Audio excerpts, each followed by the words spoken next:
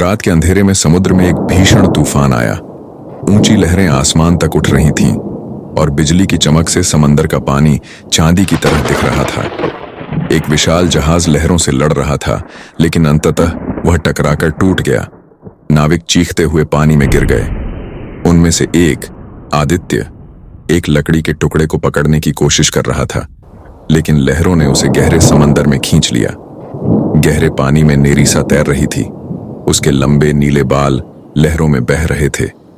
जब उसने देखा कि आदित्य डूब रहा है, तो वह तुरंत उसकी ओर बढ़ी। उसकी चमकती नीली आंखों में चिंता झलक रही थी। उसने अपनी मजबूत लेकिन कोमल बाहों में आदित्य को थाम लिया और उसे पानी की सतह तक ले जाने लगी। समुद्र तट पर चांदनी बिखरी हुई थी। नेरीसा ने आदित्य को धीरे धीरे किनारे पर लाकर रखा। उसकी सांसें अभी भी तेज थीं। जैसे ही आदित्य को होश आया, उसने आंखें खोलकर एक असाधारण सुंदर जल परी को अपने सामने देखा। रोज रात को नेरीसा चट्टानों के पास आती और आदित्य से बातें करती। उसने समुद्र की कहानियां सुनाई और आदित्य ने उसे इंसानों की दुनिया के बारे में बताया। धीरे धीरे दोनों के बीच गहरी दोस्ती और प्रेम पनपने लगा। नेरीसा समुद्री जादूगरनी मरीना के अंधेरे गुफानुमा महल में पहुंची। वहां दीवारों पर जादुई प्रवाल चमक रहे थे और पानी में अजीब रोशनी नाच रही थी।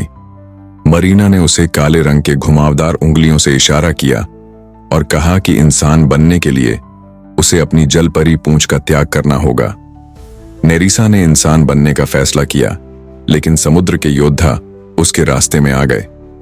वे अपने चमचमाते त्रिशूल उठाए खड़े थे। उनकी आंखों में क्रोध था। उन्होंने कहा कि नेरीसा को समुद्र से जाने नहीं दिया जाएगा। नेरीसा को समुद्र के सबसे पुराने और बुद्धिमान संत भेल ने रोका। उसकी भारी गहरी आवाज पानी में गूंज उठी।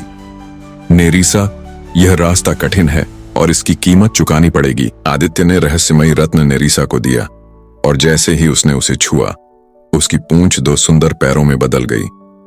उसने अपने जीवन का सबसे बड़ा त्याग किया, लेकिन अब वह और आदित्य साथ रह सकते थे। गर्म रेत पर नंगे पांव चलते हुए नेरीसा हर चीज को अचरज से देख रही थी। हवा में उड़ते पक्षी, दूर तक फैले खेत और आसमान में चमकता सूरज। लेकिन जैसे ही वे गांव में पहुंचे, लोग हैरानी से उन्हें देखने लगे। गांव में आने के बाद नेरीसा को नई चीजों से तालमेल बिठाना मुश्किल लग रहा था। वह इंसानों की भाषा समझती थी, लेकिन उनके तौर तरीके अलग थे। जब आदित्य ने उसे खाना दिया, तो उसने समुद्री शैवाल की तरह खाने की कोशिश की, जिससे लोग हंसने लगे। शाम होते ही गांव में हलचल मच गई। पास के राज्य के सैनिक वहां आए थे, जो रहस्यमयी लड़की के बारे में सुनकर उसे देखने आए थे। उन्होंने आदित्य से पूछा, यह लड़की कौन है?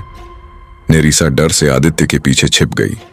गांव में एक बूढ़ा व्यक्ति था, जिसे समुद्री रहस्यों की जानकारी थी। उसने धीरे से आदित्य को चेतावनी दी, यह लड़की सिर्फ इंसान नहीं है। समुद्र उसे वापस बुलाएगा और जब ऐसा होगा तब अंधेरा भी उसके पीछे आएगा। रात के अंधेरे में नेरीसा को सपने आने लगे। उसने देखा कि समुद्र में कोई रहस्यमयी परछाई उसे बुला रही है। लहरें अचानक विकराल हो गईं और एक गहरी आवाज गूंजी, तुम हमें नहीं छोड़ सकती नेरीसा। वह हड़बड़ाकर जाग गई, लेकिन उसकी हथेली में कुछ था, एक चमकता हुआ मोती जो उसने सपने में छुआ था। अगली सुबह गांव में हलचल मच गई। पास के तालाब का पानी अचानक काला पड़ गया और मछलियां मरकर तैरने लगीं। लोगों ने इसे बुरा संकेत माना। तभी एक अजीब आकृति तालाब से बाहर निकली। वह एक समुद्री रक्षक था, जिसे समुद्र ने नेरीसा को वापस लाने के लिए भेजा था। जैसे ही समुद्री रक्षक ने नेरीसा की ओर कदम बढ़ाया, आदित्य ने उसका हाथ पकड़ लिया और उसे खींचते हुए जंगल की ओर भागा। हमें यहां से निकलना होगा, उसने कहा। लेकिन पीछे से लहरों की गड़गड़ाहट सुनाई दी, मानो समुद्र खुद उनका पीछा कर रहा हो। आदित्य और नेरीसा जंगल के एक पुराने मंदिर में पहुंचे। वहां की दीवारों पर नक्काशी बनी थी, जिसमें एक जल परी और एक इंसान का चित्र था। आदित्य ने आश्चर्य से कहा, यह तो तुम्हारी ही कहानी लगती है। तभी मंदिर में बैठा एक बूढ़ा संत बोला, यह पहली बार नहीं हो रहा।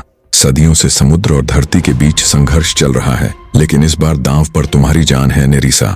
संत ने मंदिर की दीवारों पर उकेरी गई नक्काशी की ओर इशारा किया। उस पर लिखा था, जब जल और भूमि का प्रेमी एक होंगे तब या तो सागर शांत होगा या फिर विनाश आएगा। बाहर तूफान तेज हो चुका था। मंदिर के द्वार पर अचानक जोर की आवाज हुई। समुद्री रक्षक आ पहुंचा था। उसने अपना त्रिशूल जमीन पर पटका, जिससे मंदिर की दीवारें कांप उठीं। नेरीसा, समुद्र तुम्हें वापस बुला रहा है। नेरीसा ने महसूस किया कि समुद्र का हिस्सा अभी भी उसमें जीवित था। जब उसने हाथ उठाया तो हवा अचानक शांत हो गई और मंदिर के अंदर पानी की एक पतली धारा बहने लगी, जैसे वह समुद्र से जुड़ रही हो। लेकिन इस शक्ति के साथ एक डरावनी सच्चाई भी थी।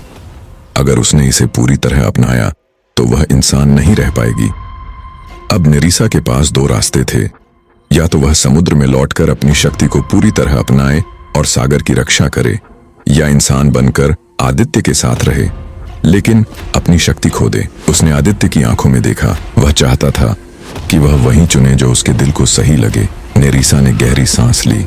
अगर मैं समुद्र में वापस गई तो मुझे अपनी यादें छोड़नी होंगी, और अगर मैं यहीं रही तो मैं अपनी शक्ति खो दूंगी। संत ने सिर झुकाया। प्रत्येक शक्ति के साथ एक त्याग जुड़ा होता है। तुम्हारा दिल तुम्हें सही रास्ता दिखाएगा। अचानक मंदिर की दीवारों पर पानी बहने लगा। वह पानी नहीं बल्कि समुद्र का एक संदेश था। उसमें एक विशाल आकृति उभर आई।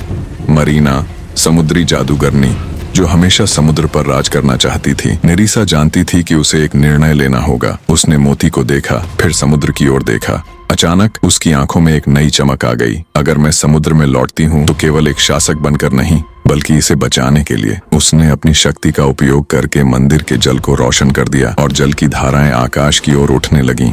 नेरीसा और आदित्य समुद्र तट पर पहुंचे। हवा में जादू की गूंज थी। लहरें नेरीसा के पैरों को छूते ही चमक उठीं। जैसे ही उसने पानी में कदम रखा, उसकी टांगें फिर से एक चमचमाती पूंछ में बदल गईं। जैसे ही नेरीसा समुद्र में डूबी, उसके सामने मरीना खड़ी थी। वह विशालकाय हो चुकी थी और उसकी आंखों में काले तूफानों की चमक थी।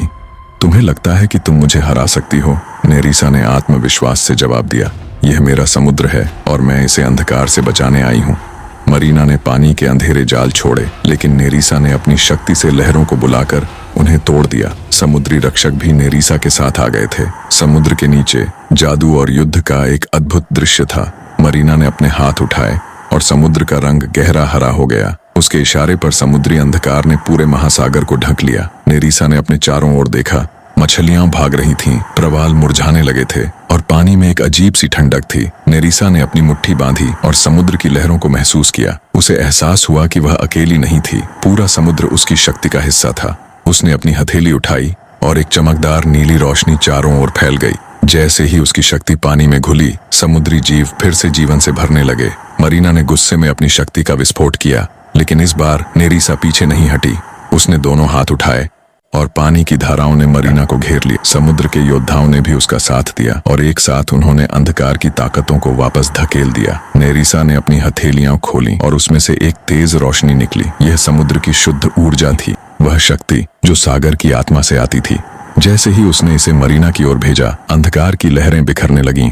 मरीना चीखी, लेकिन वह रोशनी उसकी शक्ति को मिटा रही थी। मरीना की शक्ति धीरे धीरे खत्म हो रही थी। उसका शरीर छोटे छोटे जल बुलबुलों में बदलने लगा। यह खत्म नहीं हुआ है। उसकी आवाज पानी में घुल गई और फिर वह पूरी तरह गायब हो गई। अब समुद्र पूरी तरह शांत था। जल परी योद्धाओं ने नेरीसा के चारों ओर एक घेरा बना लिया। वे झुक गए।